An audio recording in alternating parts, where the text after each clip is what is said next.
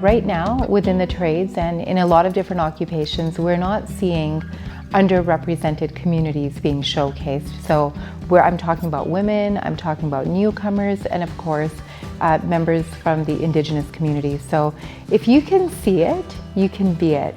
And that's why we need to have very clear examples of Indigenous folks who have gone through programs and have been really successful.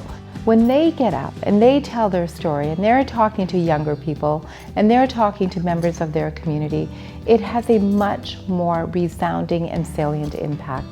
So I like to believe that I'm a storyteller, and I think many people are storytellers, and when you have calendars put together where there's a photo of somebody who's really done really well, it tells a story. People need someone to look up to. You're looking for leadership. And leadership doesn't always come to you. Sometimes you have to find it. That's why mentorship is really important. And I do talk to many business owners as well and say, reach out to communities. So when it comes to Indigenous youth, you have to be a bit more creative. You actually have to get out into communities and talking about what's important. Reaching out to families and communities, just talking about parity of esteem. And that is something that we really need to drive home, that the trades, occupations, and the jobs are better, in my mind, sometimes than those occupations that are defined by university educations.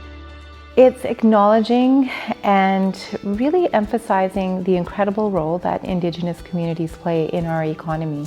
So I can tell you so many stories about incredible First Nation communities, Métis settlements who have created or are involved in a lot of different business opportunities. And what they bring to their own communities in terms of wealth and prosperity is what allows those communities to grow and to prosper. So celebrating our Indigenous leaders and their leadership and how they've contributed to their communities and nations is very, very important. And again, Indigenous youth, we want to make sure that we encourage them to look at these opportunities, and they need to see their stories reflected in the mainstream. I think the number one message I would impart is that members of Indigenous communities, they want opportunities. They don't know what they don't know.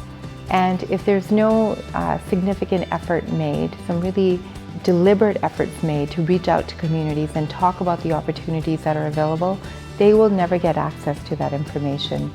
So again, employers, the onus is on them. They're going to be the recipients of this talent and labor. They need to be able to get out and find creative ways to share their messages.